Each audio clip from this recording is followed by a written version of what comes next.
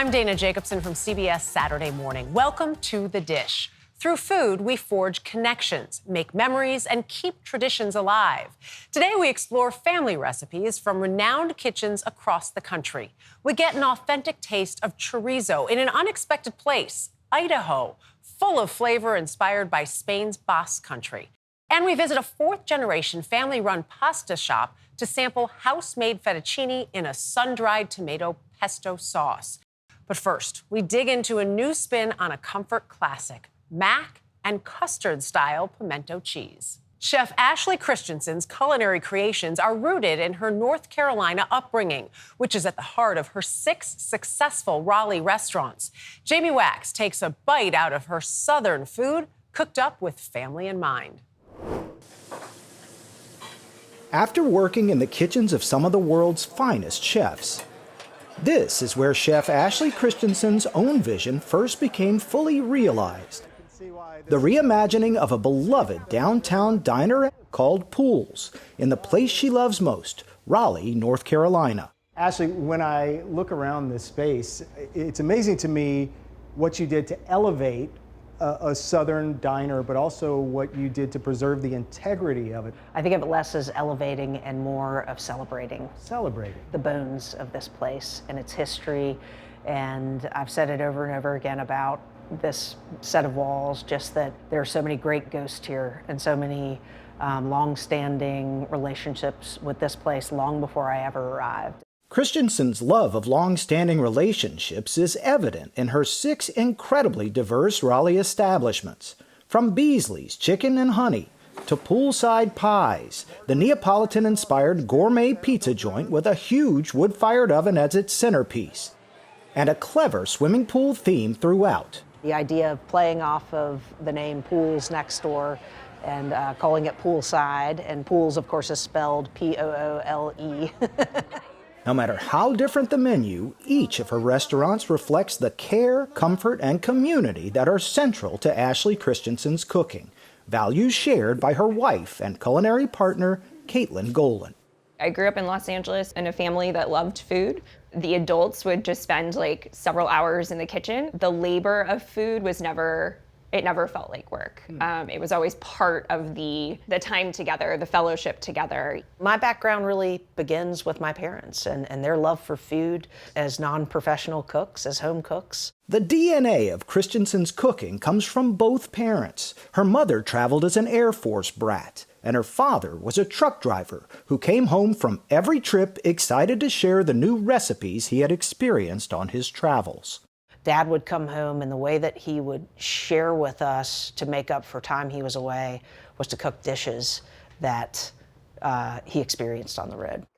Food has always brought Ashley and Kate together, not only in life, but also in business. Their unique cookbook, It's Always Freezer Season, is their latest collaboration.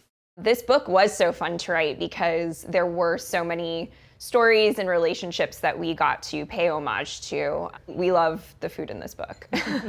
We're not sick of it yet. The idea of this book is to treat the freezer more like a pantry, a perfect concept for a newly prolific crop of pandemic home cooks. I love that you call the freezer the most underutilized appliance in the kitchen, which is really true, right? Yeah, I mean, for us, the freezer took on much more of a preservation aspect than simply a chilling device, which is, I think, sort of where you start, right? But really what it is in our minds is this storage space for preserving the life of food that we have either already made or that we, want to make. And from their freezer come global recipes with a Southern flair that include carnitas, cornbread panzanella with watermelon, a creamy, citrusy, salty dog pie, and mac and cheese with a twist. Pimento cheese, something most Southerners know well. I have to say this custard-style mac and cheese with a little hit of pimento cheese in it is absolutely unbelievable. Awesome. So delicious. Awesome. My mother will be so excited. When people talk about pimento cheese, I think they think of these store-bought tubs of something that's very sort of gelatinous and slimy, which tastes good on its own, but it's nothing like this. My pimento cheese is inspired by my great godmother, who is from Chillicothe, Ohio, and made a very different pimento cheese than I had ever eaten in the South. And so this is meant to be the pimento cheese for people who did not know they liked pimento cheese. We call it a convert dish. Oh boy. The two have become a true North Carolina power couple. In early 2020, the pair wed in an elaborate but deeply personal ceremony. The two of you had the coolest wedding I've ever seen in my life. We have some really beautiful friendships with local musicians who have gone into the national world and done really fun things and sharing their energy. The wedding was not only covered by Vogue magazine, but also featured Carolina music royalty like Justin Vernon of Bon Iver and another special guest. Bruce. Bruce Hornsby. Bruce Hornsby. This is a total surprise, and she almost fell over. And as soon as I saw him, I don't know if I've ever been so speechless. But there was someone there who meant even more than all the celebrities. Her father. I lost my father, but he has been always a huge part of inspiring both my confidence and my love for food. You named your bar for your father. Yeah, so my dad's nickname is Fox, and we have a bar called Fox. That focus on the personal has garnered Christensen multiple James Beard Awards, as well as a reputation as a champion for women in every level of the restaurant industry. It also might be why, even though Ashley Christensen has all the world to choose from, she chooses to bloom where she's planted. You keep 6 excellent places in a town that you love, and just keep getting better. Well, at some point we realized that this should be about not needing more spaces or places, but making sure that each of those evolve and not viewing change as failure, but exciting evolution. Ahead, we meet an Idaho chef keeping family traditions alive by sharing the flavors of his childhood. That story's next. Spain's autonomous Basque Country is known for bold flavors, including their signature chorizo, which inspired the dining destination Ansatz in Boise, Idaho. Jeff Glor heads into the kitchen for a history lesson and a taste with 2 generations keeping strong ties to their culture. Here we go. But.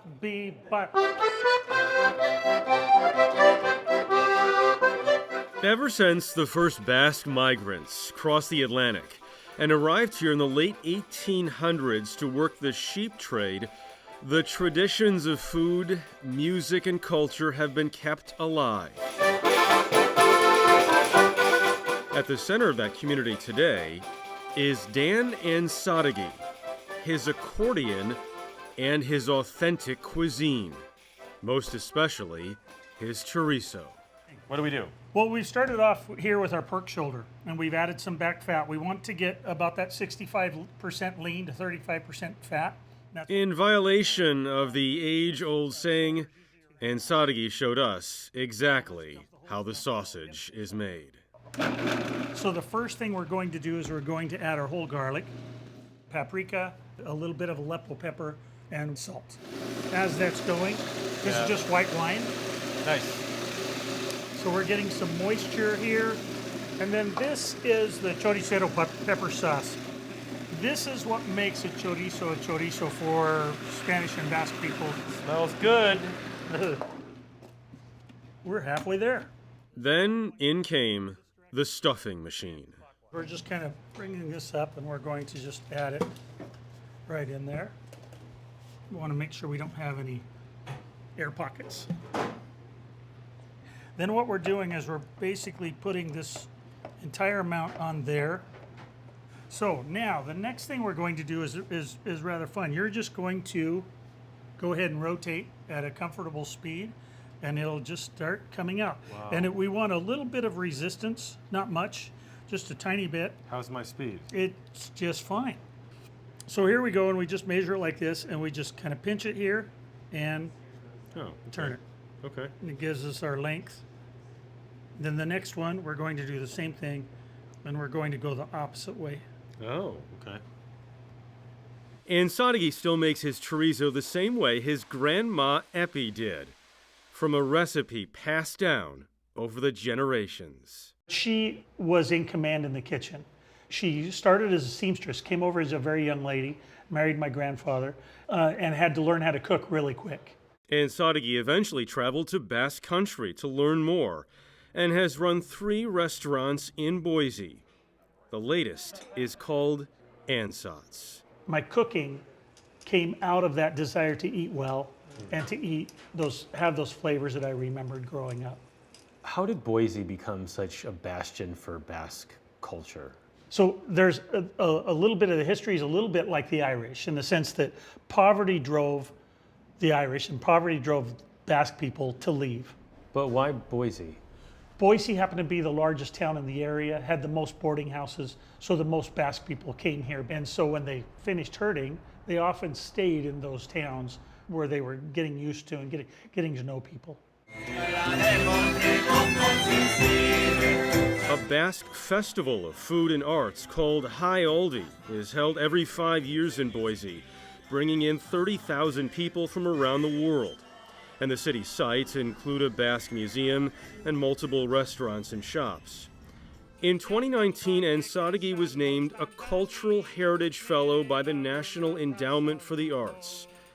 Ansat's has grown from its initial vision as a catering operation, pushed along by Dan's daughter, Ellie. What has this place been like for you? It's been super interesting just because we started during COVID. So it was kind of just like constant fear of if we would make it or not. It was my first like real profession because before I've always worked at restaurants, worked at my aunt's restaurant, but I was like the busser girl. And so now I had to take on leadership.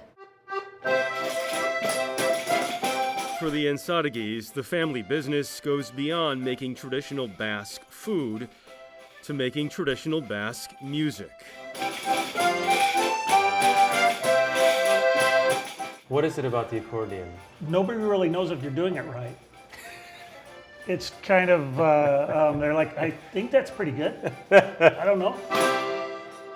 That's it, that's all we know. When it was finally time to eat, the table was stuffed. A charcuterie board. It's difficult to find much charcuterie in the Basque Country. Charcuterie really, we see that in other parts of Europe, especially Italy, but I love charcuterie. However, I don't like a lot of the Italian spices, so what I wanted to do was take charcuterie but present it with Basque flavors. Calamari that was plump and extra meaty, a BLT and egg sandwich, and the chorizo. This is the one that we patterned. We're on recipe number 19 right now. And Recipe 19? Yeah, because we were trying our very best to get to Grandma Epi's chorizo. Casing is a little bit crispy. And that comes partially from the time that it hangs. I mistakenly called it a sausage earlier. But it is. It is. A chorizo is a sausage. Okay, so I can say that. Sure. Also, mixed croquetas, eggs in purgatory, paella with sausage, clams, mussels, and chicken, a burnt Basque cheesecake, and a sugary caramelized croissant called Queen Amman. So it's hopefully I did it correctly. It's dense. But I've also never been trained, so I kind of just throw things in the oven and be like, I hope it worked. That's pretty good. Yeah. Or hope it works. Hope it does okay. Why is it so important for you to keep Basque culture alive in Boise? I don't know how often I actually think about something like that. Food makes me happy. I get to try things and flavors and it's just like, okay, that's really going somewhere. And so when we're doing things that make us happy and make other people happy, I feel like we're going the right direction. Up next, a family-owned pasta shop behind many of New York City's Italian restaurants. You're watching The Dish. One of the oldest pasta shops in the country, Raffetto's, opened its doors in 1906. They supply some of the top restaurants in New York City with their house-made pasta, and they ship nationwide. Nancy Chen sits down with the father-daughter duo behind the fourth-generation family business.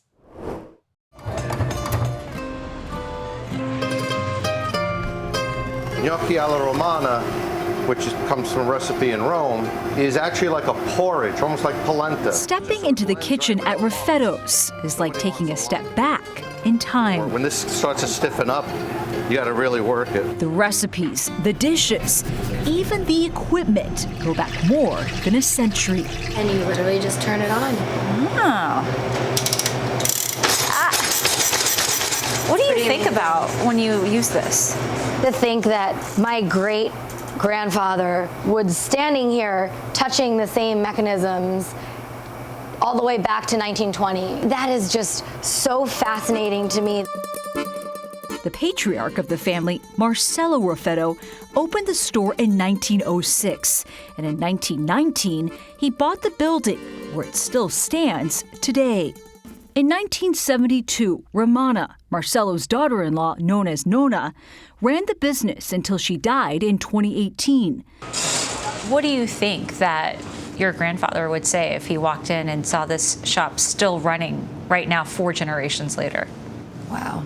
I would imagine you'd have tremendous pride that, his genetic code kept thriving in the same way he made a living. Father-daughter duo Andrew and Sarah are the 3rd and 4th generations of Raffettos, preserving Italian-American tradition at this pasta shop.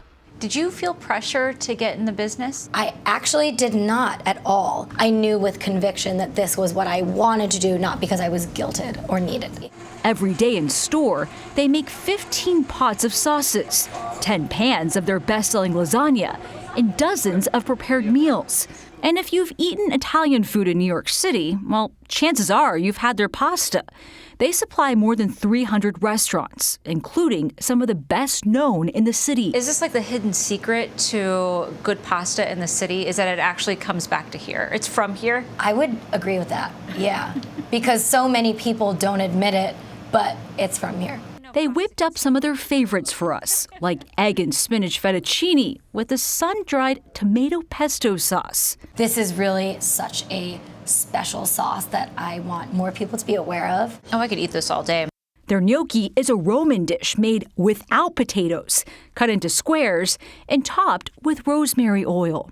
And for dessert, a coffee-less pistachio tiramisu. It's so light, yet flavorful at the same time. Did you learn something new about Sarah now that you guys work together so closely? I learned that she could handle plenty and almost welcomes it. Just a tough, ready to do it all. You must be very proud. Oh, absolutely. Getting choked up. Now Sarah is throwing open the doors to Raffettos in a new way. After hours. Hello everyone, my name is Sarah Raffetto, and you're at Raffetto's Fresh Pasta. Partnering with cook and food blogger Emily Fedner. Mash it up, serve it with olive oil and onions. It's like a Russian baba ganoush. She's launched a popular monthly dinner series, calling it Petite Pasta Joint. Petite Pasta Joint is Sarah and I's love child. It's a representation of our friendship. It's a representation of her Nana, my babushka. It's a representation of history. They shop for farm-fresh ingredients. Perfect. And prepare the 7-course meal themselves. This dinner that we're having tonight sold out in 3 minutes after we released tickets. Bringing together 24 diners for a cozy family-style meal. We're really interactive. We explain every course, and it is a special experience with food that means something to us, that is unique. The menu often changes, with one exception, their signature dish, raviolo al uovo, an egg yolk-filled pasta topped with a brown miso butter sauce. Do you feel like you're taking your family's store into the next chapter with this? With my own flair, because it's all of our responsibilities as the new generations to contribute something. So that makes me feel very special and very proud that I'm able to bring this to the family. For more stories like these and live coverage of breaking news 24/7, stream us right here on CBS News. I'm Dana Jacobson. We'll see you next time for another helping of The Dish.